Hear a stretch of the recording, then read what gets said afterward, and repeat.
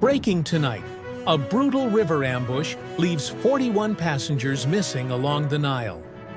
South Sudan's army begins disarming armed youth in Mayom, and the IMF just ranked South Sudan the world's poorest country. These are the top stories making headlines across the nation. This is your full update. Tragedy on the River Nile. At least 41 passengers are missing after a horrifying ambush near Wangthok Checkpoint in Yirol East County, Lake State. The boat was traveling from Mayom County to Juba on Friday, when armed attackers opened fire around 4 p.m. Only one survivor has been confirmed so far. He swam across the river to Tayar port, barely escaping death. We do not know if they were killed or abducted. Eyewitnesses claim the attack was sudden, without any warning, believed to be carried out by armed youth in Yirol East. Authorities in Unity and Lakes states have launched a joint operation to identify the attackers. Civil society groups are now raising their voices. I condemn the attack. It is unlawful for armed youth to attack innocent civilians. The political tension between Mayom and Lakes continues to grow. This attack could further escalate an already volatile situation. Meanwhile, the SSPDF has launched a disarmament operation in Mayom County, Unity State, after a state of emergency was declared by President Salva Kiir in response to deadly cattle raids.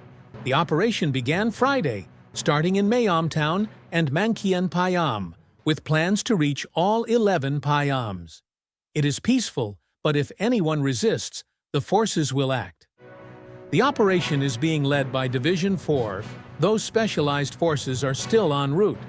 Local leaders support the move, but are urging calm. These weapons are killing us through cattle raids.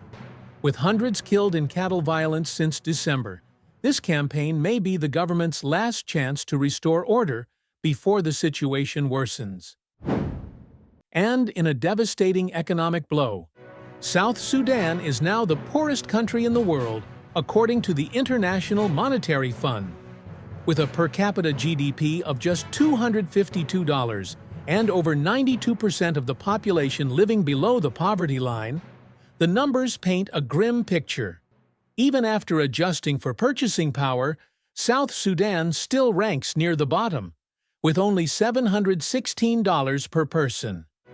The IMF blames inflation, conflict, and a dangerous reliance on oil exports.